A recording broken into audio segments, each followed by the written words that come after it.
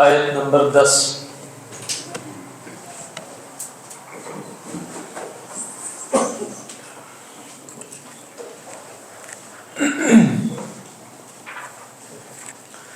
اعوذ باللہ من الشیطان الرجیم بسم اللہ الرحمن الرحیم وَأَنَّا لَا نَدْرِي أَشَرٌّ أُرِيدَ بِمَنْ فِي الْأَرْضِ أَمْ أَرَادَ بِهِمْ رَبُّهُمْ رَشَدًا وَأَنَّا مِنَّا الصَّالِحُونَ وَمِنَّا دُونَ ذَلِكَ كُنَّا طَرَائِقَ قِدَدًا وَأَنَّا ظَنَنَّا أَن لَّن نُّعْجِزَ اللَّهَ فِي الْأَرْضِ وَلَن نُّعْجِزَهُ هَرَبًا وَأَنَّا لَمَّا سَمِعْنَا الْهُدَىٰ آمَنَّا بِهِ فَمَن يُؤْمِن بِرَبِّهِ فَلَا يَخَافُ بَخْسًا وَلَا رَهَقًا وَأَنَّا مِنَّا الْمُسْلِمُونَ وَمِنَّا الْقَاسِطُونَ فَمَنْ أَسْلَمَ فَأُولَٰئِكَ تَحَرَّوْا رَشَدًا وَأَمَّا الْقَاسِطُونَ فَكَانُوا لِجَهَنَّمَ حَطَبًا وَأَن لَّوِ اسْتَقَامُوا عَلَى الطَّرِيقَةِ لَأَسْقَيْنَاهُم مَّاءً غَدَقًا لِّنَفْتِنَهُمْ فِيهِ وَمَن يُعْرِضْ عَن ذِكْرِ رَبِّهِ يَسْلُكْهُ عَذَابًا صَعَدًا. صدق اللہ العظیم. رب اشرح لي صدري ويسر لي أمري واحلل عقدة من لساني يفقهوا قولي. اللهم ألهمنا رشدنا وأعذنا من شرور أنفسنا. اللهم انفعنا بما علمتنا وعلمنا ما ينفعنا وزدنا علما.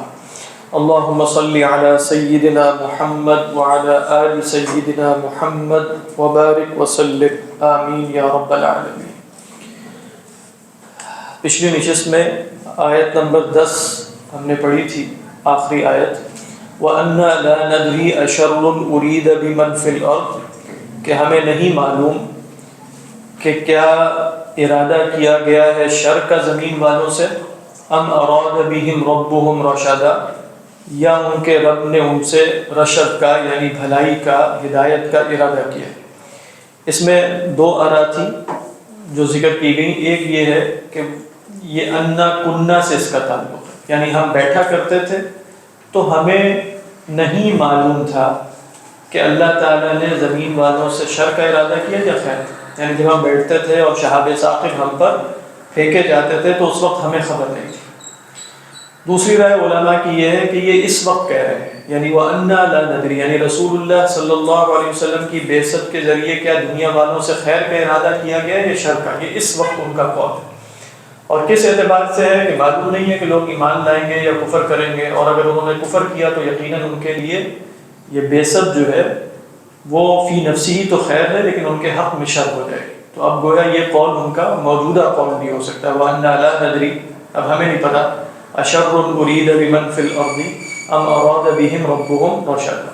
اور باقی جو اس میں ایک مفہوم تھا وہ پچھلی دفعہ عرض کر دیا گیا تھا کہ شر کی نسبت اس میں اللہ سبحانہ و تعالیٰ کی طرف نہیں کی گئی اور خیر کی نسبت اللہ کی طرف کی گئی. تو وہاں مجہول کا صیغہ استعمال کیا، أُرِيدَ بِمَنْ فِي الْأَرْضِ، وہاں فاعل کا ذکر نہیں کیا گیا.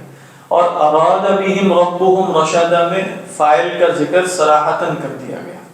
تو یہی ادب ہے جو ہمیں قرآن میں بھی ملتا ہے اور حدیث میں بھی اور سنت میں بھی، کہ شر کی نسبت اللہ کی طرف نہ کی جائے.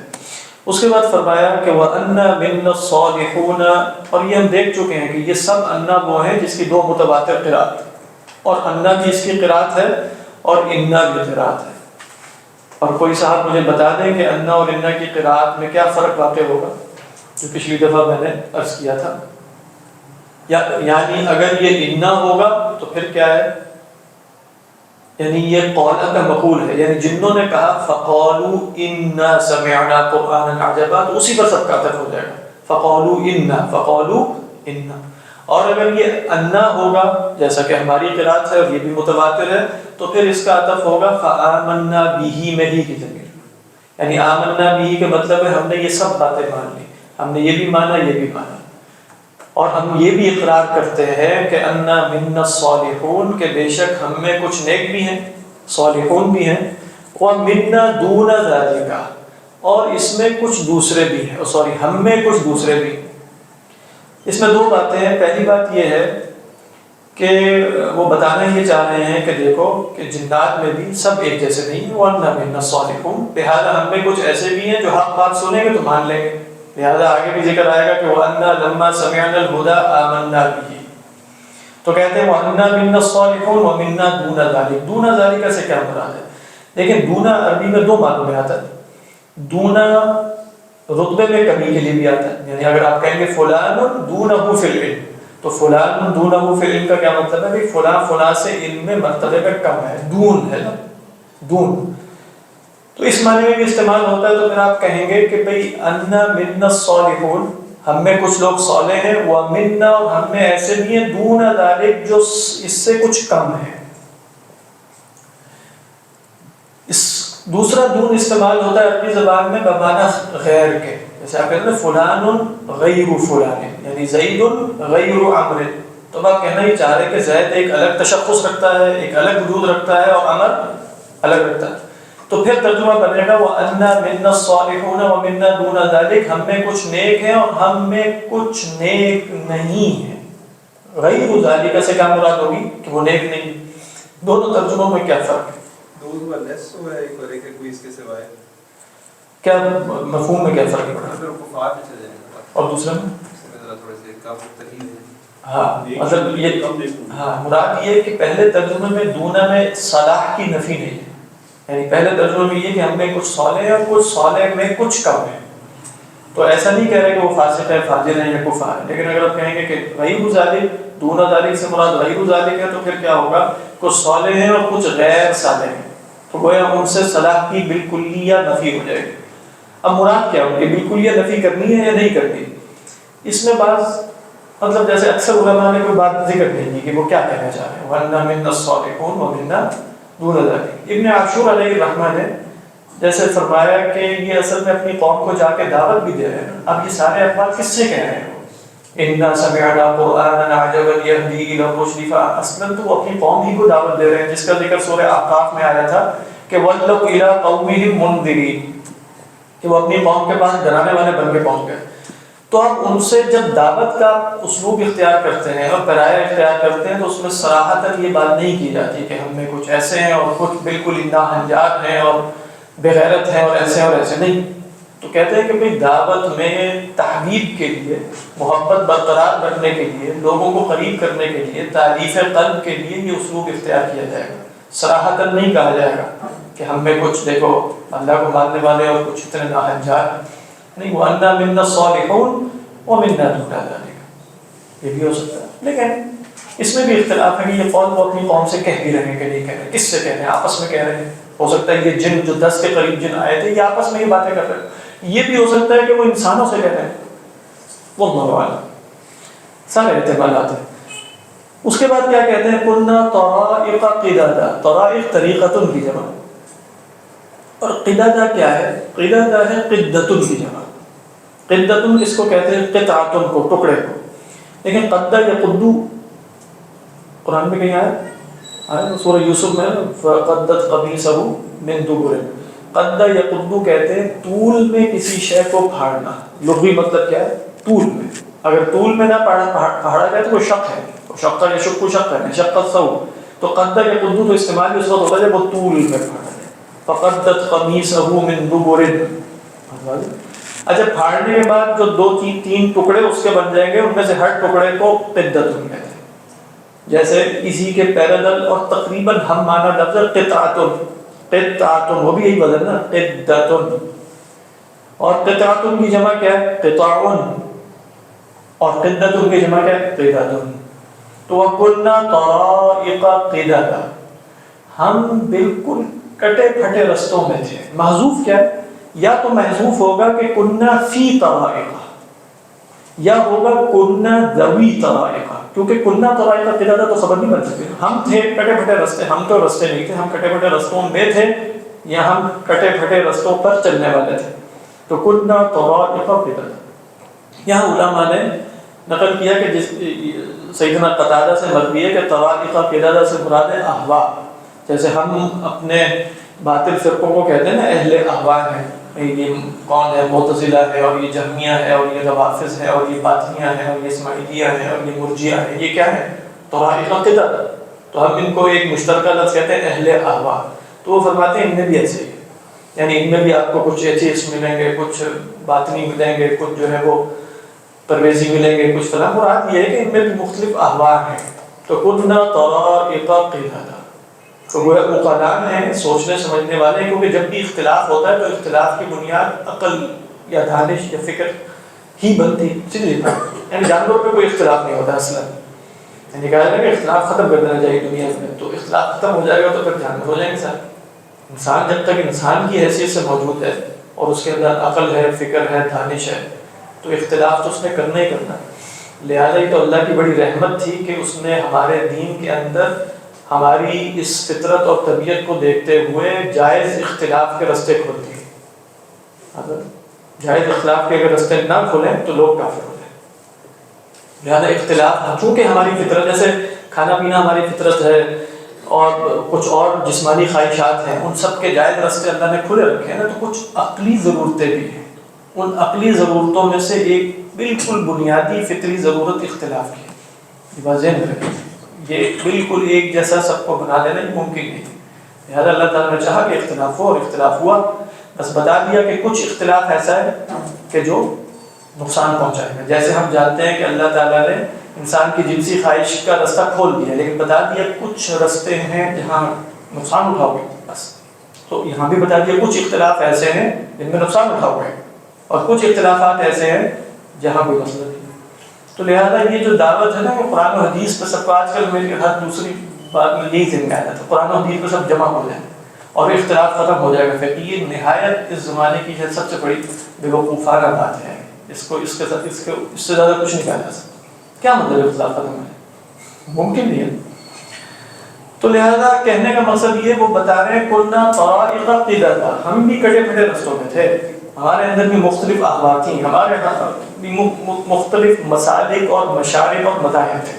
اچھا اس کے بعد کہتے ہیں وَأَنَّا ظَنَنَّا، اور ہمیں تو اب یہ یقین ہی حاصل ہو گیا ہے. ظننا یہاں علماء نے کہا یقین کے معنی. وَأَنَّا ظَنَنَّا أَن لَّن نُعْجِزَ اللَّهَ فِي الْأَرْضِ، لیکن جہاں ظننا یقین کے معنی میں آتا ہے تو پھر ڈائریکٹ یقین ہی کیوں نہیں کہتے؟ یعنی وَنَّسْتَيْقَنَّا، یہ بھی ایک سوال ہے. ظن کا لفظ کیوں اختیار کیا جاتا ہے یقین کے لیے، جبکہ ظن اپنے حقیقی معنی میں یقین نہیں ہے. ظن اپنے حقیقی معنی میں کیا ہے؟ گمان، جس کو آپ کہتے ہیں گمان غالب.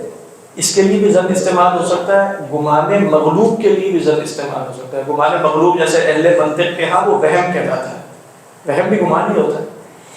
تو ظن کا لفظ کرتے جیسے اللہ تعالیٰ نے کہا الذین یظنون انہم ملاقو ربہم، جن کو یہ گمان ہے یعنی یقین ہے کہ وہ اپنے رب سے ملاقات کریں گے. تو بعض علماء نے اس کا جواب اس طریقے پر دیا، بہت سے جوابات میں سے ایسا یقین جس میں مستقل اضافہ مطلوب ہو. یہ بات ذہن میں رکھیے گا، ایسا یقین جس میں مستقل اضافہ مطلوب ہو، اس کے لیے قرآن مجید ظن کا لفظ یقین کے معنی میں ظن کا لفظ اختیار کر لیتا ہے.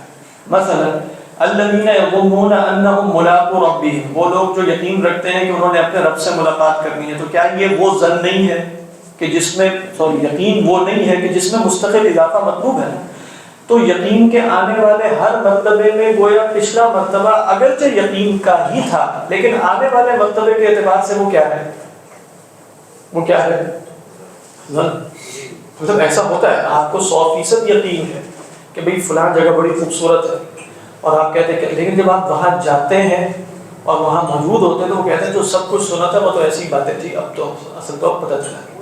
پہلے بھی یقین ہی تھا آپ کو، اب بھی آپ کو یقین ہے، لیکن یقین کے جس مرتبے کو آپ اب ایکسپیرینس کر رہے ہوتے ہیں اس مرتبے کے اعتبار سے وہ ما قبل کا مرتبہ کیا ہے؟ ظن کا. یہ بھی ہو سکتا ہے کہ ہمیں پہلے بھی یہ گمان تھا کہ ہم ایسا نہیں کر سکتے، اور اب تو ہم اس گمان اور یقین میں بڑھتے ہی چلے جا رہے ہیں. تو ایسا یقین کہ جو مطلوب ہے کیا ہو اس میں اضافہ مطلوب ہو، وہ یقین ظن کے پیرائے میں بیان ہو سکتا ہے.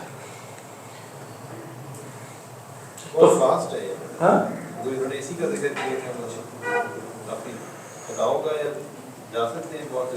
ہاں ولن ہاں وہ تو آگے آ گیا، یعنی وہ کہہ رہے ہیں کہ ہم زمین میں بھی اللہ کو عاجز نہیں کر سکتے اور نہ زمین سے نکل کر بھاگ سکتے ہیں اللہ سے. وہ ہم پڑھتے ہیں وَأَنَّا وَنَلْنَا، اور ہمیں تو یہ گویا یقین ہی تھا. لیکن یہاں میرے سامنے جو شیخ محمد حسین مخلوف کا حاشیہ اس میں کہتے ہیں تیقن الآن، اب ہمیں یقین ہو گیا. تو حضرت سے کیا مراد دیا انہوں نے؟ تیقن. ایک 2 منٹ یہ گزرتے ہیں تھوڑا.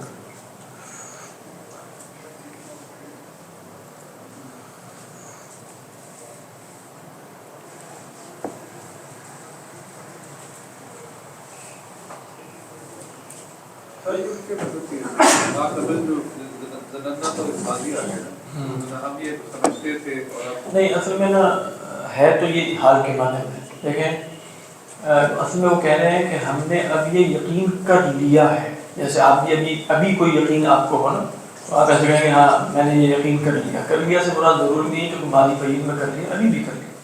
تو وہ جیسے یہاں شرح میں بھی لکھ رہے ہیں، کہہ رہے ہیں تیقن الآن بعد سماع القرآن، تو کہہ رہے ہیں اللہ اب تو ہمیں یقین ہو گیا. تو یہ ہے مراد کو لوگ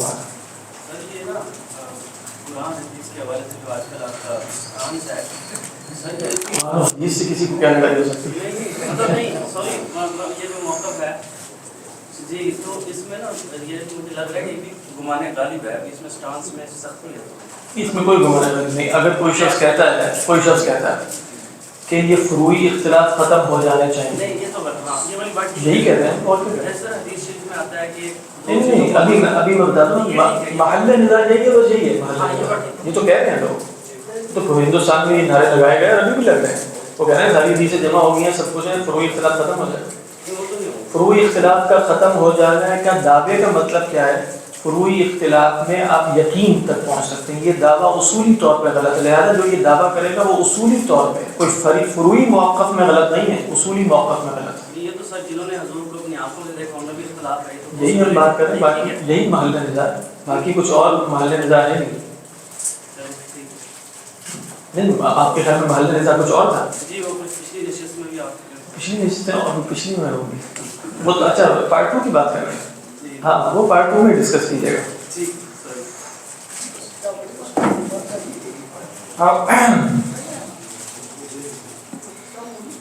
چڑھ کی آوازیں آ رہی ہیں.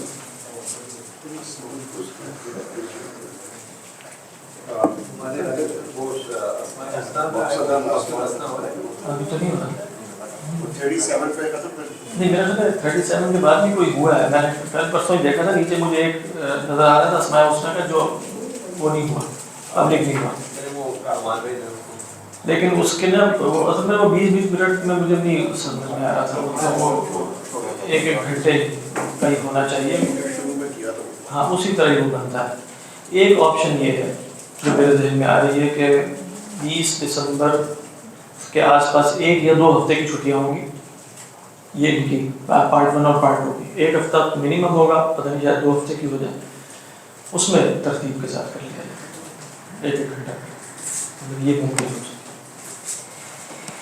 اعوذ باللہ من الشیطان الرجیم وَأَنَّا ظَنَنَّا أَن لَّن نُعْجِزَ اللَّهَ فِي الْأَرْضِ وَلَن نُعْجِزَهُ هَرَبًا. اور ہمیں یقین حاصل ہو گیا ہے کہ ہم اللہ کو عاجز نہیں کر سکتے نہ زمین میں فی الارض وَلَن نُعْجِزَهُ، اور نہ ہم اسے عاجز کریں گے. کیسے؟ ہربن حال ہے، بھاگ کر، یعنی ہاربین. تو گویا اس سے معلوم کیا ہوا؟ نہ زمین میں رہتے ہوئے نہ زمین سے بھاگ کر. گویا اس میں اشارہ اس بات کی طرف ہے کہ زمین سے باہر جانے کی استطاعت ان کو ہے. اس کی نفی نہیں کر رہا ہے وہ کہ ہم زمین سے باہر نہیں جا سکتے، حروب اختیار نہیں کر سکتے. ہاں نفی اس بات کی ہو رہی ہے کہ یہ حروب نافع نہیں ہوگا، اللہ سے بچا کر. یہ ہمیں یقین حاصل ہو گیا. بعض علماء نے یہاں وہی آیت کوٹ کی جو سورہ رحمان میں بھی ہے کہ قل یا معشر الجن والانس ان استطعتم ان تنفذوا من اقطار السماوات والارض فانفذوا لا تنفذون الا بسلطان. اور اس کے بعد اگلی آیت میں فرمایا یرسل علیکما شواظ من نار. اس کے بعد فرمایا وَأَنَّا لَمَّا سَمِعْنَا الْهُدَىٰ آمَنَّا بِهِ.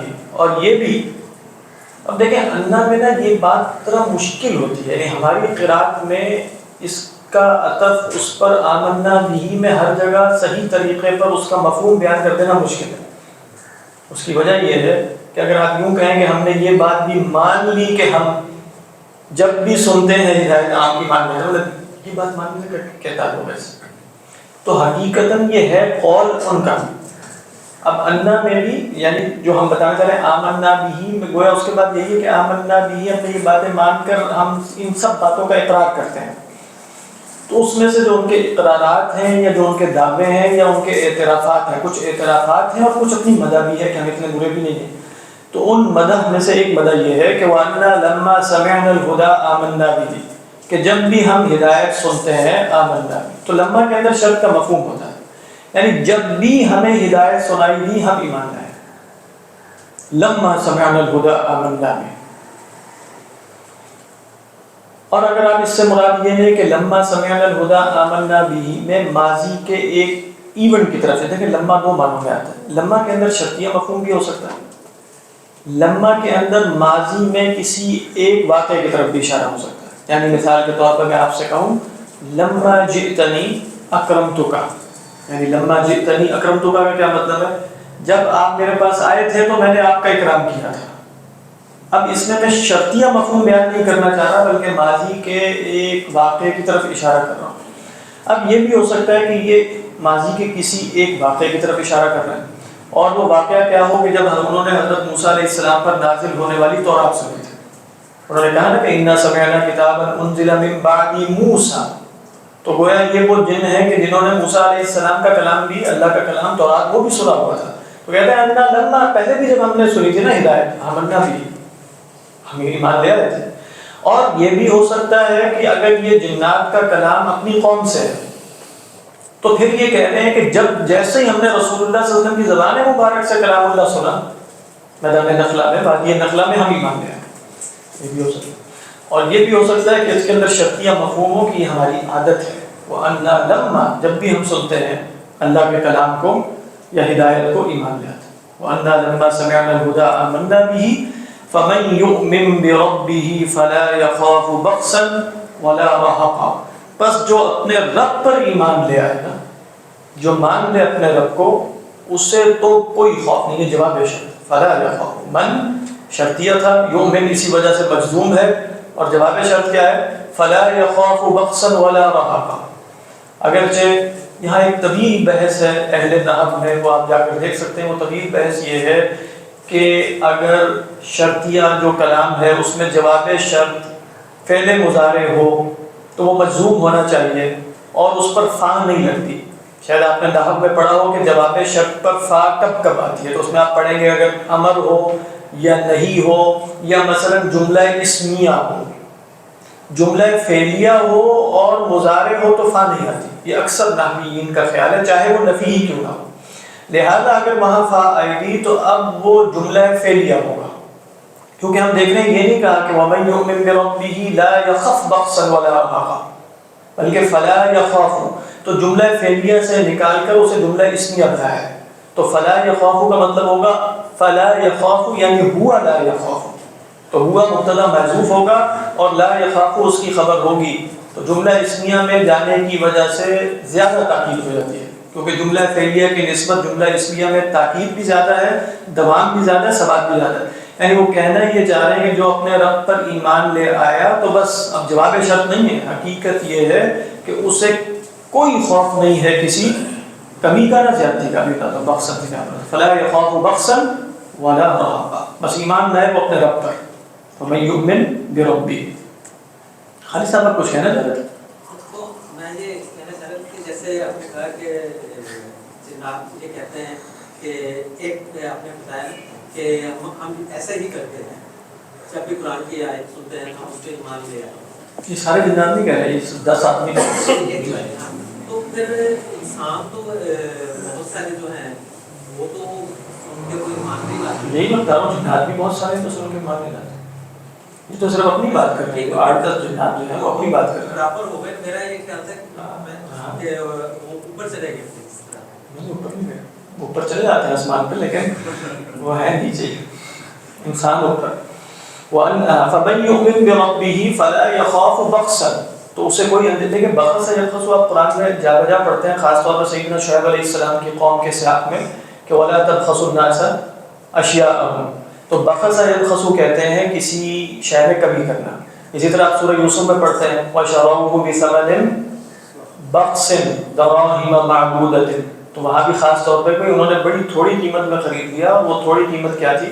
دَرَاهِمَ مَعْدُودَةٍ.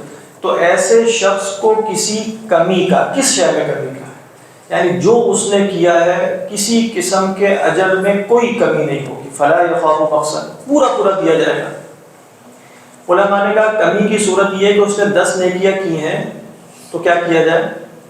اس کو 8 کا ثواب ملے، یہ بخش ہے. اور اگر اس نے 10 گناہ کیے ہیں تو اسے 15 کی سزا دے دی جائے، یہ راحت ہے.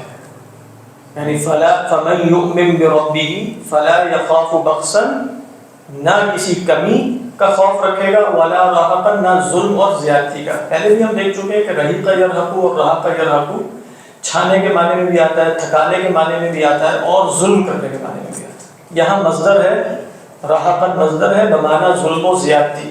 تو جو اپنے رب کا خوف رکھے گا نہ اسے اندیشہ کمی کا ہوگا، نہ اسے اندیشہ ظلم و زیادتی کا ہوگا.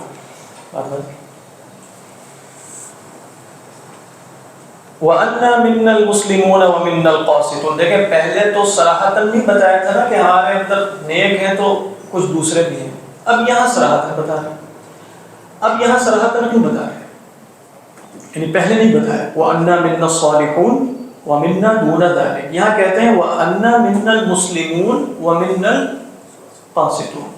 اس کی وجہ علماء نے یہ بتائی کہ وہاں تو بس خبر دینا مقصود تھا، وَأَنَّا مِنَّا الصَّالِحُونَ وَمِنَّا دُونَ ذَلِكَ. یہاں خبر دینا مقصود نہیں ہے بلکہ یہ بتانا مقصود ہے کہ مسلمین کی جزا کیا ہے اور قاسطین کی جزا کیا ہے. تو اب دونوں کا ذکر صراحتاً ضروری تھا. لیکن چونکہ آگے کیا ہے فَمَنْ أَسْلَمَ فَأُولَٰئِكَ تَحَرَّوْا رَشَدًا وَأَمَّا الْقَاسِطُونَ فَكَانُوا لِجَهَنَّمَ حَطَبًا. تو گویا اس تقسیم پر جزا مترتب ہو رہی تھی، لہذا اب تقسیم صراحتاً ہوگی. یہ بہت اہم بات ہے. کیوں اہم بات ہے؟ اس سے کیا پتہ چلا؟ دعوت کا پیرایا اور ہوتا ہے، عقیدے کا بیان اور ہوتا ہے. اس میں کوئی لگی لکھی نہیں رکھی جاتی. سمجھ میں آ گئی؟ یہاں وہ کیا بیان کرنا چاہ رہے ہیں؟ 2 فریق ہیں، مسلمون اور قاسطون. ابھی اس کی لغوی تعریف آتی ہے. قاسط کس کو کہتے ہیں؟ قاسط ہے ظالم، مسلم کے برعکس. تو کہہ رہے ہیں کہ ہم میں کچھ مسلم ہیں اور قاسط ہیں. اچھا اب چونکہ یہ بتانا مقصود تھا کہ مسلمانوں کے ساتھ ہونا کیا اور قاسطین کے ساتھ کیا ہونا ہے، تو صراحتاً کیا کہا کہ فمن اسلم فاولئک تحروا رشدا واما القاسطون فكانوا لجهنم حطبا. بات واضح ہو رہی ہے کہ نہیں؟ یعنی آپ دعوت دیتے وقت پیار کے ذریعے، لطف کے ذریعے، ملائنت کے ذریعے لوگوں کو اپنے قریب کریں گے، لیکن عقیدے میں کوئی کمپرومائز تو نہیں ہوگا. یعنی ایسا نہیں ہوگا کہ آپ جو ہے وہ چلو لوگوں کو اپنے قریب کرنے کے چکر میں یہی بتانا شروع کر دیں کہ نہیں کافر بھی جہنم میں جائیں، وہ جنت میں جائیں گے. یہ کوئی اسلوب اختیار نہیں کیا جا سکتا. اسلوب تالیف قلب کے اسالیب اور ہیں، وہ اختیار کیے جائیں، لیکن جہاں تک عقیدہ ہے وہ صراحتاً. جیسے آپ نے کسی کو نماز پہ لگانا ہے تو آپ اس کو کہہ سکتے ہیں 2 نمازیں پڑھو کم از کم، لیکن آپ ساتھ صراحتاً کیا بتائیں گے کہ 5 نمازیں فرض ہیں. لیکن ٹھیک ہے تم نے ایسا ایسا کرنا ہے تو تم 2 سے شروع کرو. آپ یہ نہیں کہہ سکتے کہ میں اس کو تدریجاً اسلام کے قریب لانے کے لیے شروع میں بتاتا ہوں کہ 2 نمازیں فرض ہیں. ایسا تو نہیں ہو سکتا. بتانا تو یہی پڑے گا کہ رسول اللہ صلی اللہ علیہ وسلم پر جو ایمان نہیں لائے گا وہ جہنم میں جائے گا. عقیدہ تو ہم نہیں بتائیں گے. پھر اس کے بعد دعوت دینے میں مختلف طرق اور اسالیب اختیار کریں گے. تو ہمارے ہاں ان 2 چیزوں میں بھی کافی گڑبڑ ہوتا ہے. یعنی کچھ لوگ یہ سمجھتے ہیں کہ کافروں کی تالیف قلب کرنا مقصود ہے، تو کافروں کی تالیف قلب کے لیے ہمیں دین میں بھی کچھ ترمیمات کر لینی چاہیے. ہمیں عقیدے کو بھی ذرا مدارات اور ٹالرنس کے ساتھ بیان کرنا چاہیے. عقیدے میں کوئی نہیں، یہ صراحتاً بیان ہوگا. وَأَمَّا الْقَاسِطُونَ فَكَانُوا لِجَهَنَّمَ حَطَبًا. تو کیا فرمایا وَأَنَّا مِنَّا الْمُسْلِمُونَ وَمِنَّا الْقَاسِطُونَ. ہم میں کچھ مسلم بھی ہیں، فرما بردار بھی ہیں اللہ کے، اور ہم میں کچھ قاسط بھی ہیں. اب یہ لفظ بڑا خوبصورت ہے کہ قسط یقسط قسطا و قسوطا، یہ ظلم ہے، اور اسی میں آپ حمزہ تعدیہ لگا دیں. حمزہ تعدیہ کس کو کہتے ہیں؟ باب فعل سے لے جائیں اس کو. اقسط یقسط اقساط، وہ عدل ہو جاتا ہے. اصلاً قسط جو ہے نا، قسط نہیں، قسط عدل کو کہتے ہیں. ذہن میں رکھیے گا، میں قاف کے اوپر فتحے کے ساتھ بول رہا ہوں. قسط ہے ظلم. اقسط کا مطلب ہے باب فعل کی خصوصیات میں سے ایک خصوصیت آپ نے پڑھی ہوگی سلب مادہ. شاید کسی کی ذہن سلب مادہ کا کیا مطلب ہوتا ہے کہ بھئی جو اس کے حروف اصلیہ جس معنی پر دلالت کرتے ہیں اس معنی کا سلب، جیسے مثال کے طور پہ اطاق یطیق، طاقت رکھنا، لیکن اطاق یطیق کا ایک معنی یہ بھی ہے طاقت نہ رکھنا، اس میں حمزہ کیا ہوگا؟ حمزہ سلب، یعنی باب افعال میں اگر اس کی خصوصیت سلب مادہ ہو تو باب افعال کا جو حمزہ قطعی ہوتا ہے اس کو کیا کہتے ہیں؟ حمزہ سلب۔ تو یہ اقصدہ میں جو حمزہ ہے وہ سلب ہے۔ اقصدہ کا مطلب ہے قصد کو زائل کرنا، قصد کو سلب کرنا، تو اقصدہ کا کیا مطلب ہوگا؟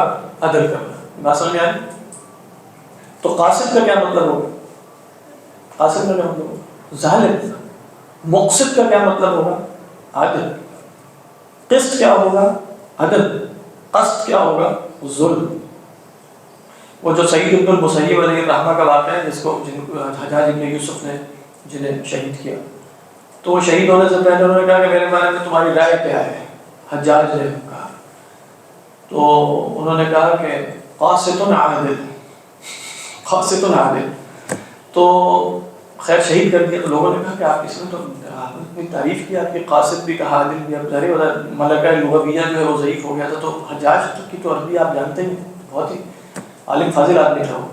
اس نے کہا کہ تمہیں سمجھ نہیں آیا کہ مجھے یہ ظالم اور مشرک کہہ کے گیا ہے، کیونکہ قاصد سے مراد ہے، اس نے آیت پڑھ لی ہماری حجاج نے، وَأَمَّا الْقَاسِطُونَ فَكَانُوا لِجَهَنَّمَ حَطَبًا، اور کہتے ہیں جہاں تک یہ عادل کہہ کے گیا ہے تو اس سے مراد ہے ثُمَّ الَّذِينَ كَفَرُوا بِرَبِّهِمْ يَعْدِلُونَ۔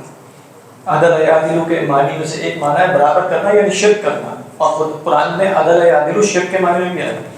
تو سعید ابن المسیب نے کہا قاسط عادل، قاسط کیا؟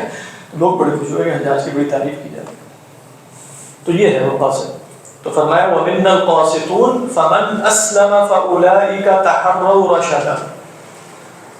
اور حجاج کو بالکل قرآنی آیات سب حاضر ہوتی تھی، کیونکہ وہ معلم قرآن تھا اور وہ پڑھاتا رہا تھا پہلے، فوراً اس نے استدلال قرآن سے کیا، دیکھ نہیں رہے وَأَمَّا الْقَاسِطُونَ فَكَانُوا لِجَهَنَّمَ حَطَبًا، اور ثُمَّ الَّذِينَ الْحَمْدُ لِلَّهِ الَّذِي خَلَقَ السَّمَاوَاتِ وَالْأَرْضَ وَجَعَلَ الظُّلُمَاتِ وَالنُّورَ ثُمَّ الَّذِينَ كَفَرُوا بِرَبِّهِمْ يَعْدِلُونَ۔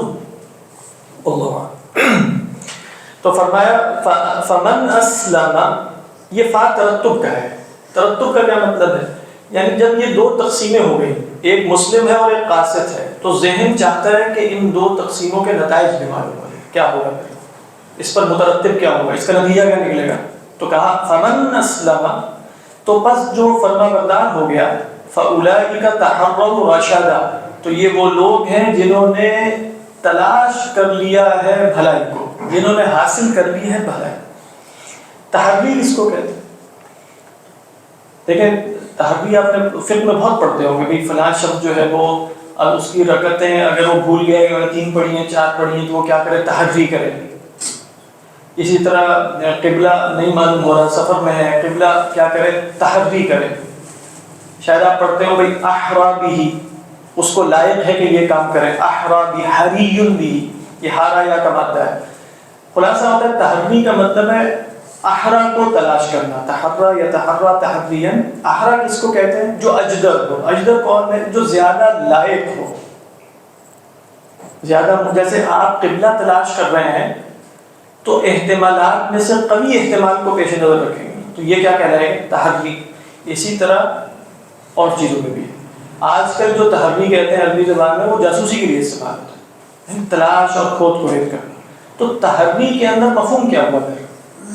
تلاش کرنے کا مفہوم ہوا صرف، یا اس کے اندر اجتہاد کر کے، ایفرٹ کر کے، محنت کر کے کسی نتیجے تک پہنچنا ہے؟ کیا ترجمہ؟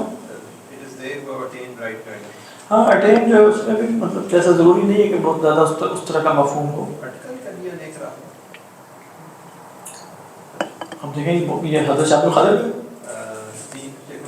شیخ الہند کا شاہ القادر کا، یہ آپ لوگ اس کو ذرا غلط ترجمہ نہ سمجھ لیں، انہوں نے اٹکل کر لیا، بہت قوی ترجمہ جو ابھی میں بتا رہا ہوں۔ تحری میں ایک طرح کا اٹکل تو ہوتا ہے نا لغوی معنی میں، کیسے جب آپ کو نہیں پتہ چل رہا کہ قبلہ مشرق میں ادھر ہے کہ ادھر ہے، مغرب کے ادھر، تو آپ اندازہ کرتے ہیں، تو ان کی 100% رائے، جب آپ کو 100% رائے کہ یہ تحری استعمال نہیں ہوتا۔ اس وقت میں بیٹھا ہوا ہوں کہ قبلہ کی طرف مجھے پتہ میرے پیچھے، تو اب میں کہوں گا کہ تحری تو قبلہ کی جملہ درست نہیں ہے، کیونکہ انا مستيقن بانه القبلہ۔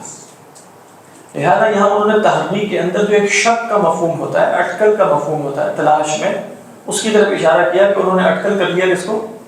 ہدایت۔ ہاں، لیکن بس یہ ذہن میں رکھیے کہ اس سے وہ مفہوم پیدا نہ ہو کہ یہاں گویا ان کو حق پر ہونے کا یقین حاصل نہیں ہوتا، بلکہ یہاں تحریک کا جو لازم معنی ہے نا، وہ لازم معنی ہے کہ محنت کر کے پہنچنا کسی شے تک، اس سے وہ مفہوم ہے۔ یعنی یہ وہ لوگ ہیں جنہوں نے محنت کر کے، کوشش کر کے ہدایت کو حاصل کر لیا، تحروا رشد، یہ مفہوم ٹھیک ہے جی، تلاش کر لی، ٹرائی کر لی۔ ٹھیک۔ وَأَمَّا الْقَاسِطُونَ فَكَانُوا لِجَهَنَّمَ حَطَبًا، جہاں تک قاسطون ہے، اما حرف تفصیل ہوتا ہے، یعنی پہلی تفصیل وہ تھی، دوسری تفصیل یہ ہے کہ جہاں تک قاسطون ہے، ظلم کرنے والے ہیں، شرک کرنے والے ہیں، فَكَانُوا لِجَهَنَّمَ حَطَبًا، تو کانو اور اس کی خبر کیا ہے؟ حطبا، تو وہ جہنم کا ایندھن ہے۔ حطب کس کو کہتے ہیں؟ حطب کہتے ہیں لکڑیوں کو۔ احتطاب کس کو کہتے ہیں؟ احتطاب کہتے ہیں لکڑیاں تلاش کرنے کو۔ حاطب کس کو کہتے ہیں؟ لکڑہارے کو، یا جو لکڑیوں کو تلاش کرے۔ ٹھیک ہے، کچھ علماء کے بارے میں کہا جاتا ہے، بہت بڑے عالم ہیں، ان کے بارے میں کہا جاتا ہے حاطب اللیل ہے۔ تو حاطب اللیل کا کیا مطلب ہے؟ رات کو لکڑیاں تلاش کرتا ہے۔ تو حطب اصل میں ایندھن کو کہتے ہیں، اور عموماً وہ ایندھن کہ جو لکڑی کی شکل میں، تو فکانو، لیکن یہاں لکڑی مراد نہیں ہے، یہاں کیا ہے؟ ایندھن مراد ہے۔ تو فکانو لجہنم حطبا، تو یہ لوگ جہنم کا ایندھن ہوں گے۔ جی جی نہیں، یہ یہاں دوام کے معنی میں نہیں ہے، یہاں ماضی کا صیغہ استعمال کیا گیا اس کے تیقن وقوع کے لیے۔ یعنی وہ جب ہم اختیار کہتے ہیں نا کہ کانا دوام کے لیے آتا ہے، وہ خاص طور پر وہ کانا کے حقیقی معنوں میں سے نہیں ہے، وہ ہم کانا کا معنی بیان کرتے ہیں جب اللہ تعالیٰ کے لیے آ جائے، وَكَانَ اللَّهُ عَلَى كُلِّ شَيْءٍ قَدِيرًا وَكَانَ اللَّهُ عَلَى كُلِّ شَيْءٍ وَكَانَ اللَّهُ عَزِيزًا حَكِيمًا عَلِيمًا حَكِيمًا۔ تو کانا کا کیا مطلب ہے؟ کانا ولا یزال، تھا اور ہمیشہ رہے گا۔ تو وہاں جو کانا ہے وہ گویا وہ زمان و مکان کی باؤنڈری سے نکالنے کے لیے ہم اس کے دوام کا مفہوم دیتے ہیں، لیکن یہاں آپ یہ نہیں کہہ سکتے کہ کانا ماضی کو بھی شامل ہے، ماضی کو تو شامل نہیں ہے نا۔ جب ہم اللہ کے لیے کانا بولتے ہیں تو وہ ماضی کو شامل ہوتا ہے، پہلے وہ ماضی کو بھی شامل ہوتا ہے، لیکن یہاں ماضی کو شامل نہیں ہے۔ پھر یہاں کیوں بتایا؟ وہ اسی طرح بتایا کہ جیسے وَنُفِخَ فِي الصُّورِ ہے، تو وَنُفِخَ فِي الصُّورِ، ابھی سور میں پھونکا تو نہیں گیا، لیکن چونکہ یقینی امر ہے لہذا ماضی کا صیغہ بیان کر دیا جاتا ہے۔ تو اسی طرح یہاں بھی کہ وَأَمَّا الْقَاسِطُونَ فَسَيَكُونُونَ، نہیں بلکہ یہ بات حتمی ہے کہ وہ جہنم کا ایندھن ہے، وَكَانُوا لِجَهَنَّمَ حَطَبًا وَأَن لَّوْ اسْتَقَامُوا۔ جی جی، وقود مطلق ایندھن ہے، ایک ہے وقود، ٹھیک ہے، ایک ہے وقود۔ تو وقود جو ہے نا وہ مطلق ایندھن ہے، وقود تو مصدر ہے اصل میں، یعنی ایندھن جلانا، وقد یقید سے استوقد، تو وقودها الناس والحجارہ۔ حطب ایندھن ہے لیکن خاص ہے، وہ کیا ہے؟ لکڑی، یعنی حطب کے اندر بنیادی مفہوم لکڑی کا ہے۔ وقود کوئی بھی ہو سکتا ہے، وہ پیٹرول مطلب وہ تیل بھی ہو سکتا ہے، وہ لکڑی بھی ہو سکتی ہے، وہ کوئلہ بھی ہو سکتا ہے، وہ کچھ بھی ہو سکتا ہے۔ لیکن یہاں ہم بتانا چاہ رہے ہیں کہ بھئی اشارہ کر دیا آگ کس سے جلتی ہے؟ عموماً لکڑی سے جلتی ہے، تو گویا جب ان کو آگ کا ایندھن بیان کیا جا رہا ہے تو گویا ان کو حطب کہیں گے۔ تو آپ کیا کہیں گے؟ حطب اور وقود میں کیا نسبت ہوئی؟ عموم خصوص مطلق کی۔ عموم خصوص مطلق کی کیسے نسبت ہوئی؟ وقود عام ہے، حطب کیا ہے؟ ہر وقود کیا ہے؟ ہر حطب کیا ہے؟ وقود ہے، لیکن ہر وقود جو ہے وہ حطب نہیں ہے۔ تو فَكَانُوا لِجَهَنَّمَ حَطَبًا۔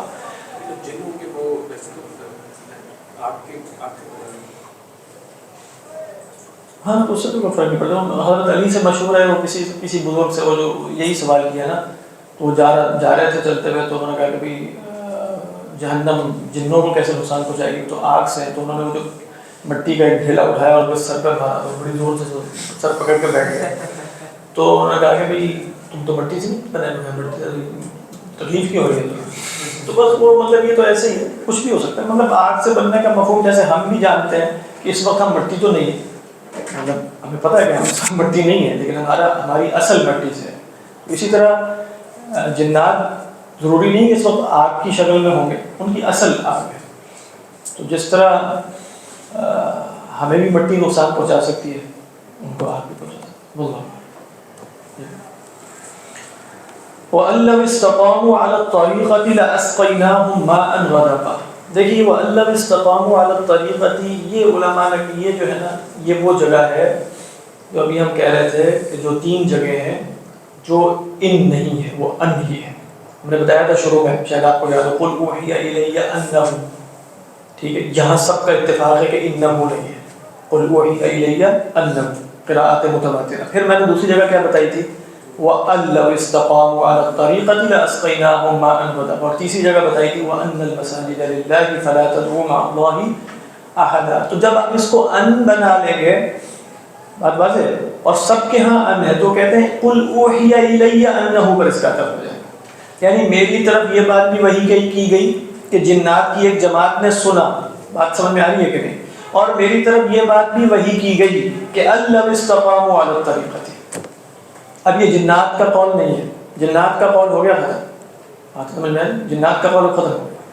تو فرمایا وَأَن لَّوْ اسْتَقَامُوا عَلَى الطَّرِيقَةِ. اچھا ان کیا ہے؟ وہی مخففہ من الثقيلہ. اس کے بعد ہو کی ضمیر شان محذوف ہے. وَأَنَّهُ کیا مراد ہے؟ اور قصہ یہ ہے، شان یہ ہے، معاملہ یہ ہے، حقیقت یہ ہے. لَوْ اسْتَقَامُوا عَلَى الطَّرِيقَةِ، اگر یہ لوگ الطریقہ پر مستقیم رہتے ہیں. کیا زبردست ہے کہ یہاں عموماً قرآن مجید میں جیسے صراط مستقیم آتا ہے یا سبیل بھی آتا ہے، سبیل اللہ اور سبل اللہ بھی آیا ہے، لیکن چونکہ پیچھے آیا تھا طرائق قدتا، اور طرائق خود جمع کس کی تھی؟ طریقتن کی. تو جو اتنے کٹے پھٹے رستے ہیں ان میں سے ایک رستہ تو حق کا ہوگا نا، وہ الطریقہ ہے. اس کی جو مشہور تفسیر ہے جو زیادہ قوی ہے، میں اس پر ابھی تفسیر کر رہا ہوں، بعد میں دوسری بتاتا ہوں. تو الطریقہ سے کیا مراد ہے؟ الطریقہ سے مراد الطریق الحق، صراط مستقیم، سبیل اللہ. اور باقی سب کیا ہے؟ وہ طرائق قددا ہے، وہ کٹے پھٹے رستے ہیں. تو بیچ میں ایک رستہ حق کا ہے. اس سے کیا پتہ چلا؟ اس سے یہ پتہ چلا کہ اختلاف ہو جانا اقوال میں سب کے بطلان کی دلیل نہیں ہوتی. سمجھے؟ کیونکہ آپ کہیں گے یہ سمپل سی بات ہے. سمپل سی بات نہیں ہے. آپ علم الکلام کی کوئی کتاب اٹھا کے دیکھیں، وہ سب سے پہلے آپ کو ملتا ہے بھی اسباب علم کا ایک باب آتا ہے. اس میں وہ بتاتے ہیں کہ بھئی فلاں عقل الہیات کے بارے میں حجت ہے کہ نہیں. فلاں نے کہا نہیں ہے، عقل حس کے باہر نہیں جان سکتی. کیوں نہیں جان سکتی؟ کہہ رہے اگر عقل حتمی رائے تک پہنچ سکتی ہوتی اختلاف ہوتا. ایک عاقل یہ کہتا ہے، دوسرا عاقل یہ کہتا ہے، سب عقل ہی کے دعوے دار ہیں. تو اگر عقل حتمی رائے تک پہنچتی تو لہٰذا یہ اختلاف واقع نہ ہوتا. لہٰذا اختلاف واقع ہونے کا مطلب کیا ہوا کہ ان سب اقوال میں سے عقل کے تمام نتائج میں کوئی بھی درست نہیں ہوتا. بات واضح ہے کہ نہیں؟ تو یہ بھی ایک فیلیسی ہے کہ جس میں کیا کیا جاتا ہے، اختلاف سے دلیل یہ پکڑی جاتی ہے کہ مختلف فی اقوال سب کے سب باطل ہوں گے. یہ بات فی نفسی ہی درست نہیں. ریلیجنس میں بھی ہے نا، ریلیجنس میں بھی ایسے ہی سب دلیل پکڑتا ہے. اس کا فلپ بھی کہا جاتا ہے کہ اس کا مطلب ساری صحیح ہے. یہ بھی بالکل اس لیے کہ سارے صحیح ہونے کا مطلب یہ ہے کہ آپ کہہ رہے ہیں کہ بالکل جیسے کنٹراڈکٹری آئیڈیاز بھی سارے صحیح ہوتے ہیں. ہاں وہ تو خیر آپ جانتے ہیں، اور پھر وہ ایبسولوٹ ٹروتھ کو مانتے ہی نہیں ہیں. وہ تو پھر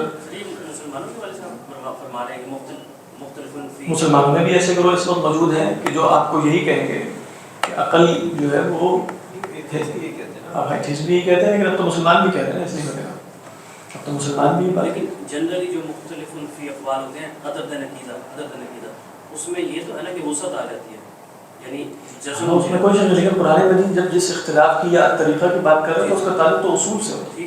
اس کا تعلق تو اصول سے ہوتا ہے. اس کا مطلب کیا ہوتا ہے کہ اصول میں حتمی رائے تک پہنچنے کے آبجیکٹو دلائل موجود ہوتے ہیں، چاہے کوئی پہنچے یا نہ پہنچے، قطع نظر اس کے پہنچ سکتا ہے انسان. وَأَن لَّوْ اسْتَقَامُوا عَلَى الطَّرِيقَةِ. تو الطریقہ کس میں سے ہے؟ طرائق قدہ میں.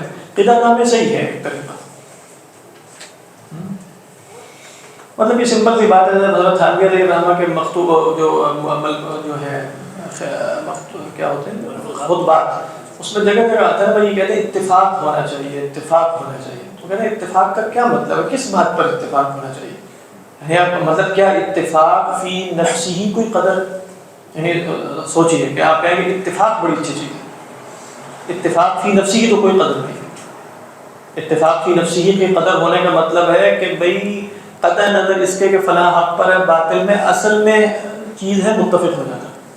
تو لہذا اتفاق کی دعوت، اتفاق بین المسلمین، اتفاق بین المسلمین سے ہوتے ہوتے پتہ نہیں کہاں تک پہنچ گیا. اتفاق کوئی قدر نہیں ہے، حق پر ہونا قدر ہے بس. آپ حق پر ہوں گے تو اختلاف کریں گے، دوسرا بھی اگر حق پر ہونے کا دعویٰ کریں گے تو آپ سے اختلاف کریں گے. اتفاق تو کوئی ہے نہیں، یا کہیں وہ اتفاق کرنا چاہیے. اتفاق فی نفسی ہی بڑی محبوب شے، کوئی محبوب شے نہیں، کوئی محبوب شے فی نفسی محبوب نہیں.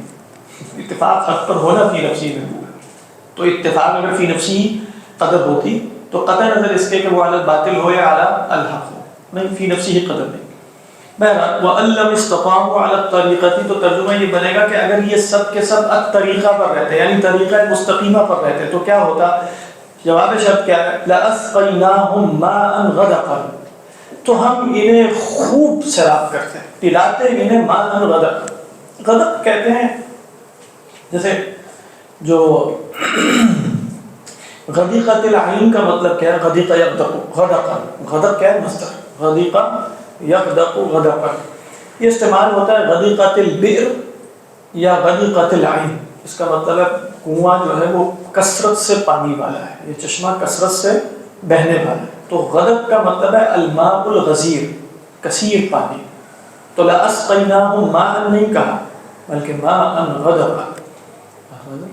جیسے فرمایا وَلَوْ أَنَّ أَهْلَ الْقُرَىٰ آمَنُوا وَاتَّقَوْا لَفَتَحْنَا عَلَيْهِمْ بَرَكَاتٍ مِّنَ السَّمَاءِ وَالْأَرْضِ وَلَٰكِنْ كَذَّبُوا فَأَخَذْنَاهُمْ. تو یہ مفہوم بھی یعنی اگر یہ سب کے سب الطریقہ پر رہتے، اختلاف نہ کرتے حق بات سے، تو ہم خوب انہیں نوازتے.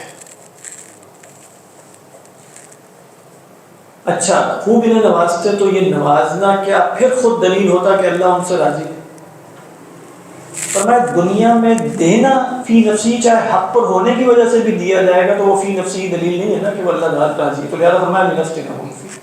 یعنی عجیب بات ہے اگر آپ اس آیت پر غور کریں کہ اگر یہ حق پر ہوتے تو خوب انہیں کھلاتے پلاتے، اور یہ بھی اس لیے ہوتا کہ لنفتنہم فیہ، کیونکہ دنیا بہرحال فتنہ ہے، دنیا آزمائشی رہے گی، دنیا دارالجزاء اپنی حقیقت کے اعتبار سے نہیں. یہ اس کا وہ ہے مشہور جو مروی ہے سلف سے جو قوی رائے ہے کہ یہاں طریقہ سے کیا مراد ہے؟ الطریقہ سے مراد الطریق الحق. دوسری رائے کیا ہے اور وہ بھی سلف ہی سے ثابت، وہ رائے یہ ہے کہ وَأَن لَّمْ اسْتَقَامُوا عَلَى الطَّرِيقَةِ، کہ اگر یہ سب کے سب طریقہ کفر پہ مستقیم ہو جاتے ہیں. جیسے فرمایا نا وَلَوْلَا أَن يَكُونَ النَّاسُ أُمَّةً وَأَنْ لَجَعَلْنَا لِمَن يَكْفُرُ بِالرَّحْمَٰنِ لِبُيُوتِهِمْ سُقُفًا مِّن فِضَّةٍ وَمَعَارِجَ. کافروں کو ہم بہت دیتے ہیں. تو فرمایا کہ اگر یہ سب کے سب لوگ علی طریق کفر جمع ہو جاتے لَأَسْقَيْنَاهُمْ مَاءً غَدَقًا، تو ہم انہیں خوب سیراب کرتے، خوب عطا کرتے. یہ بھی بعض صحابہ سے بڑھ ہے، بعض تابعین سے بڑھ، یعنی یہ طریقہ کفر کی بات ہو رہی ہے. اور فرمایا کہ اس کے نتیجے میں جتنا بھی ہم دیتے وہ سب کیا ہوتا؟ لِنَفْتِنَاهُمْ فِيهِ، تاکہ ہم انہیں فتنے میں ڈالیں. اور پھر آگے اللہ بتا رہا ہے کہ یہ سب کچھ دینے کے باوجود وہ عذاب کی کیفیت میں رہتے. وَمَن يُعْرِضْ عَن ذِكْرِ رَبِّهِ يَسْلُكْهُ عَذَابًا صَعَدًا. نہیں یہ بھی بڑی زبردست، یہ بھی قوی بات ہے، یعنی اگرچہ قوی تفسیر پہلی والی ہے لیکن یہ بھی چونکہ سلف سے ثابت ہے، اس میں بھی مفہوم پہلی والی یعنی آپ دیکھیں کہ ابھی بھی آپ اس کو سوچیں کہ بالکل دین کا دامن ہاتھ سے چھوڑنے کے نتیجے میں جو ترقی ہو سکتی ہے نا وہ دین کو صحیح طریقے پر تھامے رکھنے کے نتیجے میں تو نہیں ہوتی. دنیا میں بھی فی الحال اگر آپ کہیں تو ترقی کے لیے آپ کو ہر جگہ دوسری جگہ دیکھنا پڑتا ہے. اچھا دین کیا کہتا ہے اس کے بارے میں، اچھا دین کیا آئیڈیلز کیا ہیں، اور پھر اخلاقی قوانین بھی آ جاتے ہیں، شرعی بھی آ جاتے ہیں بیچ میں فلاں. تو اگر بالکل ہی دین کے دامن کا دامن چھوڑ دیا جائے تو دنیا بہت مل سکتی ہے. تو فرمایا وَأَن لَّوْ اسْتَقَامُوا عَلَى الطَّرِيقَةِ لَأَسْقَيْنَاهُمْ مَاءً غَدَقًا لِنَفْتِنَاهُمْ. بہت عجیب سی ہے. ویسے آپ دیکھیں یہ سورہ جن میں جو ہے نا بھائی پوری آیت اس طرح پڑھیں تو وَأَن لَّوْ اسْتَقَامُوا عَلَى الطَّرِيقَةِ لَأَسْقَيْنَاهُمْ مَاءً غَدَقًا لِنَفْتِنَاهُمْ فِيهِ وَمَن يُعْرِضْ عَن ذِكْرِ رَبِّهِ يَسْلُكْهُ عَذَابًا صَعَدًا. دونوں ترجمے کیے گئے جو میں نے آپ کو بتایا. ہاں وہاں بھی کیا فرمایا؟ وہاں یہ فرمایا کہ وَلَا تَمُدَّنَّ عَيْنَيْكَ إِلَىٰ مَا مَتَّعْنَا بِهِ أَزْوَاجًا مِّنْهُمْ زَهْرَةَ الْحَيَاةِ الدُّنْيَا لِنَفْتِنَهُمْ فِيهِ. آپ اپنی نگاہ ان چیزوں کی طرف جو مال و متاع ہم نے ان کو دیا ہے دنیاوی زندگی کا جو پھول ہے، زینت ہے، اور زہرا اس کو وہاں اس لیے کہا کہ زہرا نے لازماً مرجھاتا ہے، یعنی آپ لفظ دیکھیں زہرۃ الحیات الدنیا کا مطلب ہے کہ دنیا جتنی بھی کھل کھلا کیوں نہ رہی ہو پھول کی طرح، اس کے اندر ظہور ضرور آنا ہے، مرجھاہٹ ضرور آ جائے گی. اور فرمایا لنفتنہم فیہ ورزق ربک خیر وابقی. تو فرمایا وَمَن يُعْرِضْ عَنْ ذِكْرِ رَبِّهِ، جو اپنے رب کے ذکر سے اعراض کرتا ہے. دیکھیں جواب شرط بھی مضارع آ رہا تھا تو وہ بھی مجزوم ہے. وَمَن يُعْرِضْ عَنْ ذِكْرِ رَبِّهِ يَسْلُكْهُ، اللہ اسے چلائے گا عذابًا صَعَدًا. دیکھیں سلک یسلک کا ہم نے معنی ابھی دیکھا تھا داخل کرنے کا، کہاں دیکھا تھا؟ ثم فی سلسلۃ ذرعها 70 ذراعا فاسلکوہ. سلک یسلک متعدی بھی ہے لازم بھی، سلوک متعدی نہیں ہے لازم ہے. یعنی اگر آپ سلک یسلک کا مصدر بتائیں سلوکن، سلک یسلک سلوکن تو چلنا ہے نا، اور سلک یسلک سلکن تو یہ پیرونا ہے، داخل کرنا ہے، اتار دینا. تو یہاں کیا ہے نسلک، جب آپ دیکھ رہے ہیں کہ اس کے دو مفعول آ رہے ہیں تو یقیناً یہ متعدی ہے. نسلک عذابا، اچھا اس کی دونوں قرأت ہے، میں نسلک پڑھ رہا ہوں، یہ بھی متواتر قرأت ہے. وَمَن يُعْرِضْ عَنْ ذِكْرِ رَبِّهِ نَسْلُكْهُ یا يَسْلُكُهُ ایک ہی بات. نسلک اگر آپ پڑھیں گے تو اس میں التفات ہوگا، یعنی چونکہ پیچھے کیا ہے غائب کے صیغے میں خطاب ہے. وَمَن يُعْرِضْ عَنْ ذِكْرِنَا نہیں کہا نا، وَمَن يُعْرِضْ عَنْ ذِكْرِ رَبِّهِ، اس کے بعد کیا کہا نسلکہ، یہ التفات ہو گیا. اور ہماری قرأت کیا یسلکہ، اس میں التفات نہیں ہے. عذابًا صعدا، دیکھیں صعدا جو ہے نا یہ مصدر ہے، صعید یصعد صعدا وصعودا، اس کا مطلب ہوتا ہے چڑھنا اوپر. صعد کس کو کہتے ہیں؟ چڑھائی یا چڑھنے کو. بات واضح.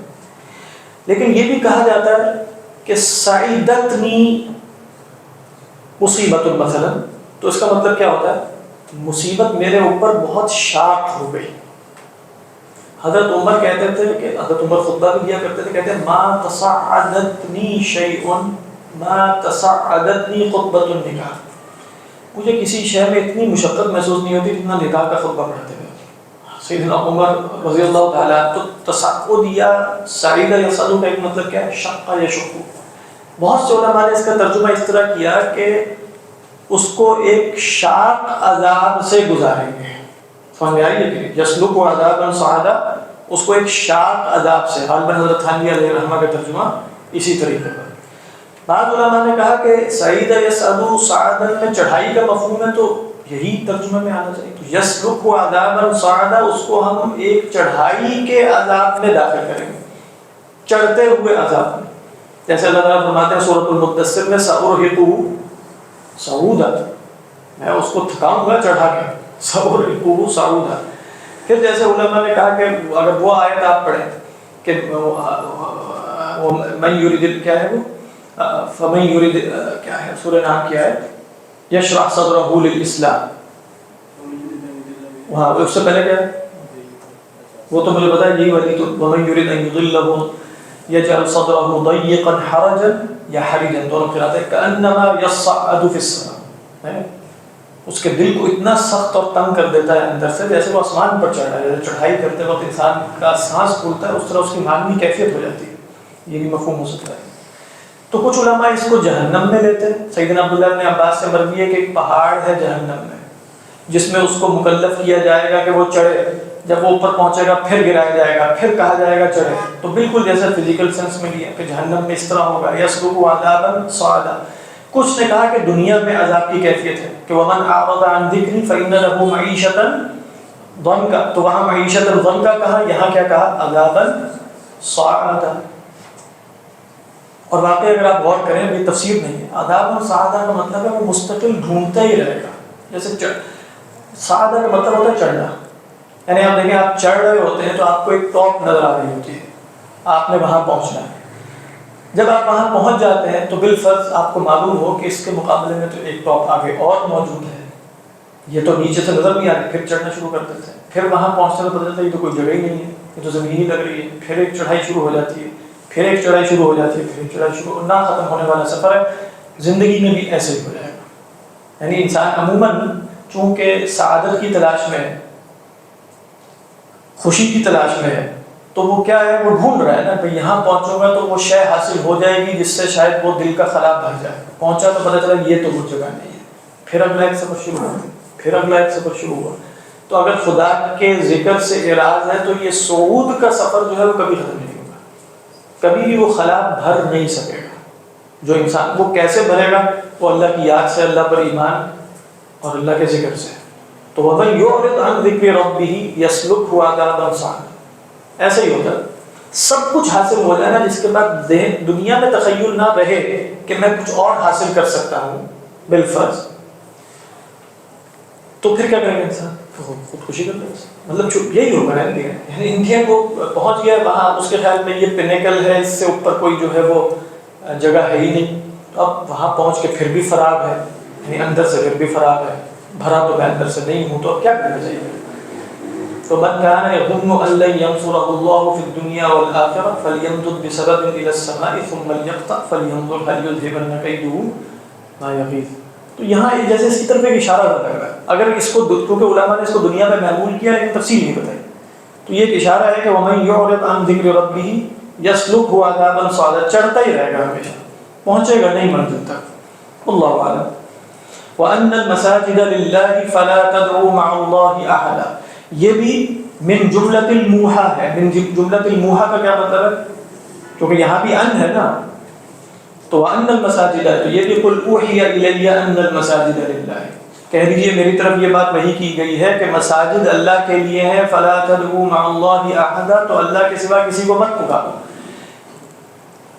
مساجد ویسے تو سمپل ہے، مسجد کی جمع ہے، اس میں اتنا اختلاف نہیں ہونا چاہیے تھا مفسرین میں، لیکن اختلاف کثرت سے واقع ہوا کہ مساجد سے کیا مراد. مشہور رائے، قوی رائے کیا ہے؟ مساجد سے مراد مسجد ہی ہے. اور یہ مشرکین مکہ کی طرف اشارہ ہے، مسجد حرام کی طرف بھی اشارہ ہے کہ یہ سب اللہ کی عبادت کے لیے ہیں، تو وہاں اللہ کے سوا کسی کی عبادت تھوڑی ہوگی.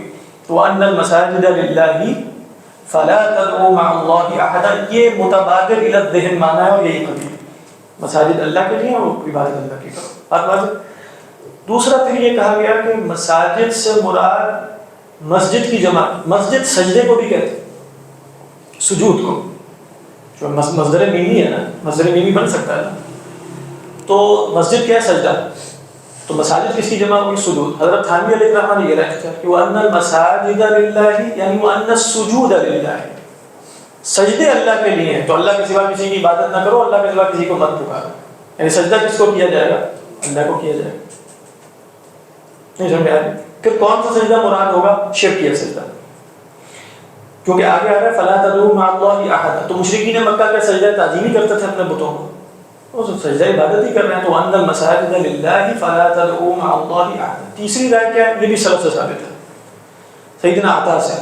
وہ فرماتے ہیں کہ مساجد سے مراد یہ 8 7 کتنے 7 یا 8 جو سر کو ایک عضو لیتے ہیں وہ 7 کہتے ہیں، باقی 8 بھی کہہ دیتے ہیں. یہ 8 اعضاء جو ہیں جن پر انسان سجدہ کرتا ہے، اس کو بھی لغت میں مسجد کہتے ہیں. کون سے 8 اعضاء ہیں؟ یعنی 2 پاؤں ہیں، پھر 2 گھٹنے ہیں، پھر 2 ہاتھ ہیں، پھر انف ہے اور جبہہ ہے، یا اس کو ایک لے لیں تو 7 اعضاء ہو گئے. تو یہ ان المساجد للہ، یہ صرف اللہ کے لیے، اللہ کے سوا کسی کے سامنے مت نہ جھکیں. فلا تدعوا مع اللہ احدا، یہاں دعوت سے کیا مراد ہے؟ عبادت ہی مراد ہے. اللہ کے سوا کسی کو مت پکارو، اللہ کے سوا کسی کی عبادت نہ کرو، اللہ کے سوا کسی کو سجدہ نہ کرو. بات بس یہاں کیا مراد دی گئی؟ المساجد سے اعضائے سجود، اعضائے سجود 7 یا 8. چوتھی رائے سیدنا حسن بصری کی. سیدنا حسن بصری کیا فرماتے ہیں؟ وَأَنَّ الْمَسَاجِدَ لِلَّهِ، اور انہوں نے حدیث بیان کی کہ وَجُعِلَتْ لِيَ الْأَرْضُ مَسْجِدًا وَطَهُورًا، پوری زمین مسجد ہے ہمارے لیے. تو ان المساجد للہ کا مطلب ہوگا ان الارض للہ فلا تدعوا مع اللہ احدا. سیدنا حسن سے مروی، حسن بصری سے، کہ ان المساجد سے کیا مراد ہے یہاں؟